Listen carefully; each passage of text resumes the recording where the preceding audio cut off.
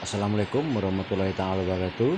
Himbauan untuk menanggapi undang-undang yang disahkan sebagai hukum positif yang mana undang-undang tersebut adalah diambil dari yang sebelumnya disebut sebagai falsafah di Sumbar. Ya, mohon kita ini berbicara Sumbar karena undang-undang tidak berbicara Minangkabau. Karena ada yang memahami Minangkabau ini wilayahnya tidak hanya di Sumbar. Baik, kita bicara undang-undang sebagai hukum positif atas nama ABSSBK ya disahkan di DPR RI oleh yang digagas oleh Bapak Gus Pardi Gaus, anggota Komisi 2 DPR RI dari Partai PAN, Partai Amanat Nasional. Baik, di sini ada kepastian kemungkinan, ada beberapa kepastian kemungkinan. Yang pertama, Bapak Gus Pardi Gaus ini sangatlah konyol, ya, sangat tidak memperhitungkan pasca efek, ya, dari disahkan ABSSBK sebagai undang-undang hukum positif yang diakui oleh negara ini lewat DPR RI, ya. Itu yang pertama. Yang kedua, sengaja mengadu domba Sumbar, Provinsi Sumbar dengan kebijakan tata pemerintahan NKRI. Kenapa bisa dibilang adu domba? Karena ABSSBK itu K-nya adalah Kitabullah. Ya, jadi adat dan budaya di undang-undang itu disebutkan berlandaskan adat Basandi syarak-syarak Basandi Kitabullah, dan itu nama lain dari khilafah. Nah, ajaran agama Islam murni, dan ini bertentangan dengan dianggap oleh banyak tokoh di tata pemerintahan adalah ajaran khilafah bertentangan dengan hukum tata pemerintahan. Tidak bisa dipungkiri. Itu yang kedua. Mengadu domba yang kedua, ya. Yang ketiga adalah memaksa seluruh Pangulu, Datuk, Panito, Malin, Monti, Dubalang, seluruh organisasi yang bernama Elkam, MTKam, MAAM, Daram, Basana Salapan, DPMD Provinsi, DPMN masing-masing kabupaten, Bakorkan, dipaksa untuk konsistensinya, dituntut untuk konsekuensinya, naskah sumpah jabatan Pangulu Datuk, menuntut konsisten, konsekuen apa-apa ucapan di dalam bahasa adat dan bahasa budaya di Sumbar, seperti Pasambahan Kato, seperti sumpah jabatan Pangulu dan sumpah saksi adat Pangulu. Berarti berikut, kalau sudah bersyariah, berarti itu yang dituntut adalah konsekuen, konsisten, konsistensinya 2 kulimah syahadat. Dan itu adalah bentuk hukum Islam. Jadi harus diberlakukan hukum tauhid. Yang kedua, harus berlaku hukum Kitabullah. Nah, jadi dipaksa nenek mama, Pangulu, Datuk, semua termasuk tokoh MUI macam-macam, ya.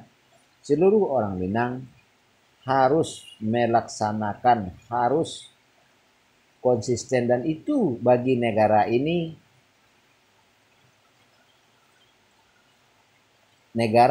akan menerima kudeta ya, akan menerima chaos, akan dan yang menjadi korban adalah yang awam. Dia tidak sadar apa yang terjadi. Berikut yang menjadi korban itu adalah yang tahu. Jangankan yang tahu, yang paham pun akan ikut jadi korban dan tidak bisa berbuat apa-apa. Karena 1000%, sekian persen, lebih dari 100%, otomatis Minang menganut khilafah murni. Nah, jadi ironi, jadi miris, baru-baru ini kan ada Khilafatul Muslimin dituduh menentang ideologi Pancasila, dituduh mendirikan negara dalam negara, ya, dituduh mengajarkan atau menyebarkan selebaran ajaran khilafah. Nah, kenapa miris? Kenapa ini sangat ironi? Di sisi lain, untuk Sumbar, ya, disahkan undang-undang ajaran khilafah murni. Sementara di sisi lain yang sedang membangun, sedang yang Khilafatul Muslimin itu dia dituduh ini ya, berbeda, dituduh dengan ajaran khilafah lalu ditangkap. Tetapi pertanyaannya, benarkah Khilafatul Muslimin itu menebarkan ajaran khilafah? Nah, di sini juga terjadi kejanggalan.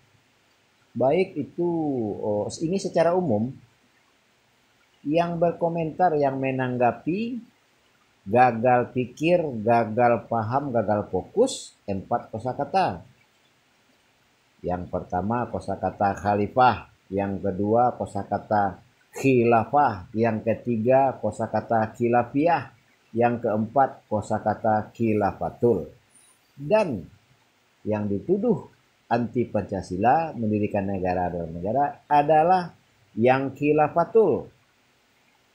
Nah, karena rata-rata gagal paham, bercampur aduk lah yang namanya khilafatul, khilafah, khalifah dengan khilafatul.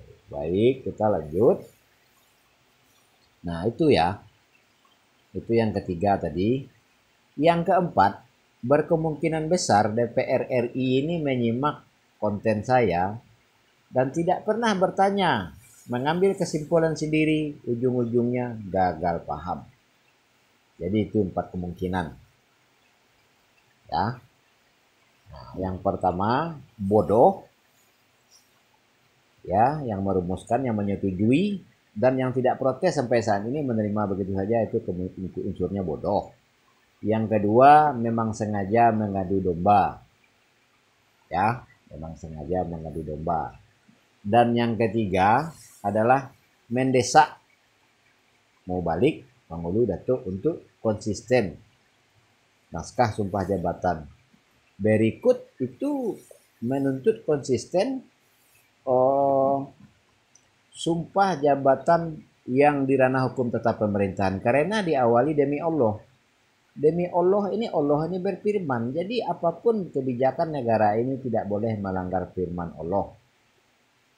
Baik, dan sejatinya memangnya harus begitu. Jadi kita kalau bicara standarisasi Pancasila, itu poin pertama ketuhanan yang Maha Esa. Esa ini satu, dan yang satu ini dipertegas lagi dengan Maha. Jadi tidak ada yang lebih lagi dari satu ya. Nah, dan yang pola pikir tersebut cocoknya hanya dengan ajaran agama Islam, dilandasi surat Al-Ikhlas. Nah, dan pertanyaannya, cocokkah dengan ajaran Nasrani, Buddha, Hindu, Konghucu, dan lain-lain, sila Pancasila itu? Nah, itu baru. Tetapi anehnya, yang sesuai dengan pola pikir Islam malah yang mengaku umat Islam dituduh anti Pancasila. Padahal selain ajaran agama Islam itu tidak sesuai dengan sila 1 Pancasila. Dan dengan hukum tata pemerintahan tentu saja berseberangan, karena secara pribadi, secara ajaran agama Islam cuma satu Allah yang diakui, tetapi negara ini nyatanya ada 7 yang dianggap agama, yang dianggap berketuhanan yang Maha Esa. Nah, baik, Dan ini seperti contohnya ini ya. Ini Lanyala Mataliti ini kita tahu sendiri track recordnya sebelumnya. Janyangkari ini kita tahu. Tetapi kenapa dia memanfaatkan orang daerah, mengolah masyarakat adat, penduduk kesultanan dan kerajaan kesultanan. Dia juga sedang membangun jaringan, dan beliau menuduh oligarki partai ya. Kalau berhubungan dengan pola pikir oligarki, kapitalisme, feodalisme, kolonialisme, itu dari Kanagarian sudah ada jaringan oligarki ini, dan orang-orang oligarki ini tidak jauh. Nah, justru orang-orang yang kita percayakan negeri kepada beliau. Beliaulah yang oligarki, seperti contoh di Pasaman. Ya, hak ulayat masyarakat adat dikelola oleh penghulu datuk yang pemain dengan Pemda. Yang menjadi korban siapa? Adalah masyarakat adat, mulai dari perangkat pejabat adat sampai kaum dari perangkat tersebut. Nah, saya menunggu niat baik yang korban. Salah satu langkah yang harus dilakukan adalah kumpulkan yang sepemikiran, yang satu niat, atau yang sama-sama korban dalam sebuah grup WA. Siapapun yang menerima konten ini, silahkan, atau yang sudah ada grup, silahkan undang saya ke grup tersebut. Nomor HP plus WA, HP biasa plus WA adalah 0821 790 45 777. Nah, itu nomor WA saya ya. Nah, begitu. Nah, itu caranya. Jadi banyak hal yang akan kita bicarakan. Nanti beberapa bahasan nanti kita bahas dari sejarah dinamika populasi manusia di suatu wilayah. Dan tentu saja ada yang jalur dari Teluk Kuantan, ada yang jalur dari pantai barat, ada yang jalur dari Aceh, ada jalur dari Jawa, nah macam-macam kita sambungkan. Dan secara umum memang penerus kerajaan dan penerus kesultanan selama saya ikuti MAKN, Marsi, FSKN, Matra, itu sangat minus dalam hal sejarah. Beliau cuma mengetahui atau meraba-raba sejarah gelar kerajaan dan kesultanan di pihak dia saja. Sangat awam dia hubungan dengan karib kerabat, dinamika kiri kanan. Baik. Nah, ini masalah umum. Jadi mudah-mudahan dengan grup WA tadi, dengan mempelajari konten channel YouTube Andi Khalifah Minangonesiawi ini, mudah-mudahan sudah bisa menyentuh maksud. Nah, ya kenapa saya bilang oligarki sudah ada di suatu wilayah? Ini di wilayah Kanagarian Kacang ini, Ketua Karapatan Adat Nagari selalu turun di tengah jalan, tidak ada yang pernah sampai tuntas. Kenapa? Karena belum pernah melewati program kaderisasi asimilasi. Belum ada yang sampai habis masa jabatannya, belum ada yang sampai meninggal. Selalu patah di tengah jalan. Nah, dan setiap orang-orang yang menggantikan, dia membangun lagi jaringan baru, menipu lagi orang lain. Ini tingkat kedustaan monografi ini adalah 80% dusta besar. Bisa kita buktikan di dalam forum. Ya, karena ini tokoh muda semua. Nah, dan yang tua-tua pun yang tua-tuanya pemain nih Kanagarian Kacang nih Kabupaten Solo ya. Ini rata-rata ini seperti ini. Ini ketua Dewan Masjid Sumbar nih 2 periode. Pernah dia menjadi ketua Masjid Raya ini. Dan dia ini awam masalah